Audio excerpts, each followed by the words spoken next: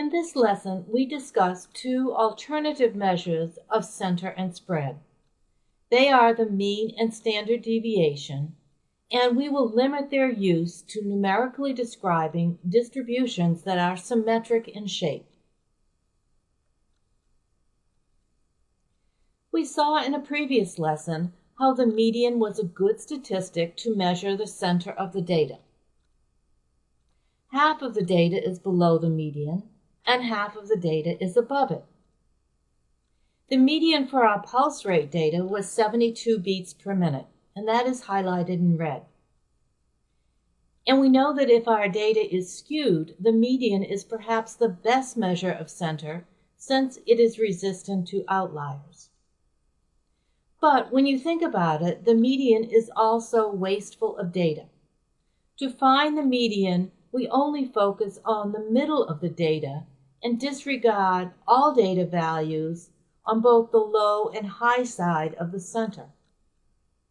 So for symmetric distributions, we have a better way of measuring the center. We call it the mean, and we symbolize it by Y bar. Quite simply, it is the average of all of the data values. So it takes all of the data values into account, not just those in the center.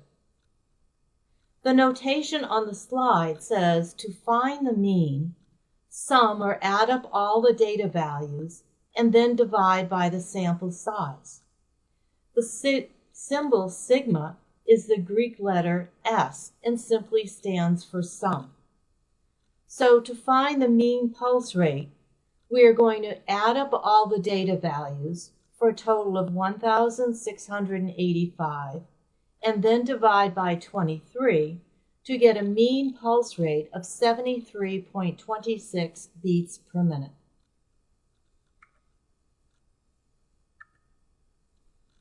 Notice, since our data is symmetric, the median is 72 and the mean is 73, and they are close together.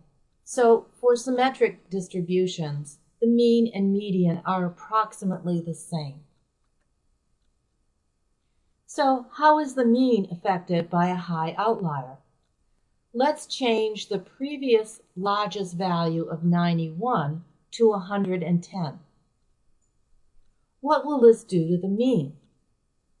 It will increase the mean. The mean is now 74 as opposed to 73.26, but the median is unchanged.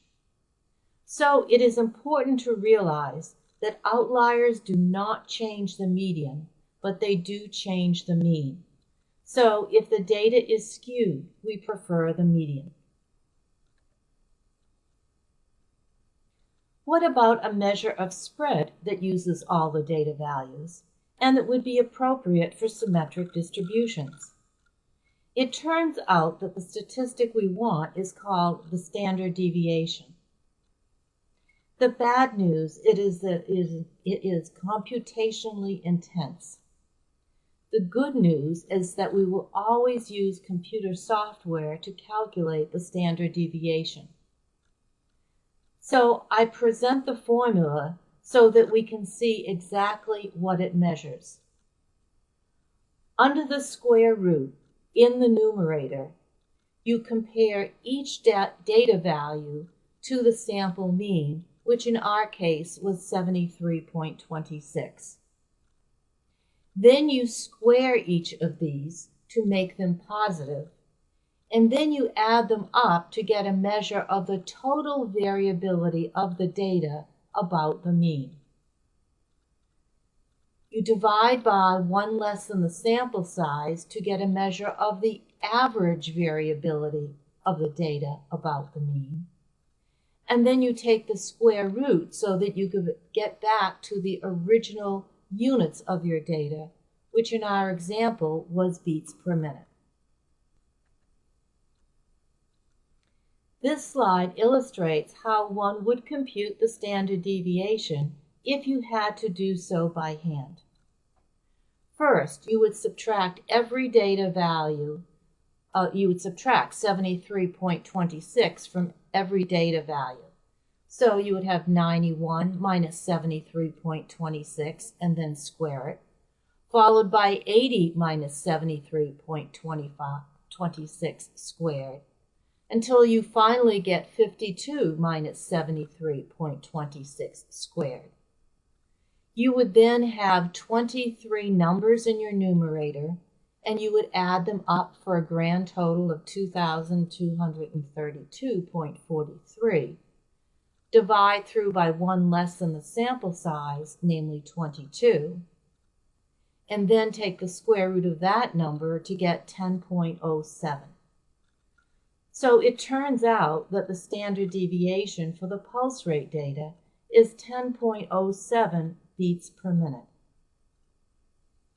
Now think what would happen if there were outliers.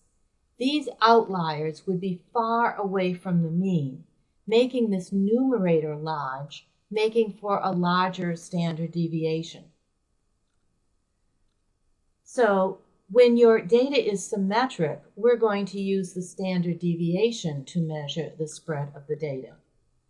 But when the data is skewed, we're going to use the IQR, or interquartile range, because it is resistant to outliers.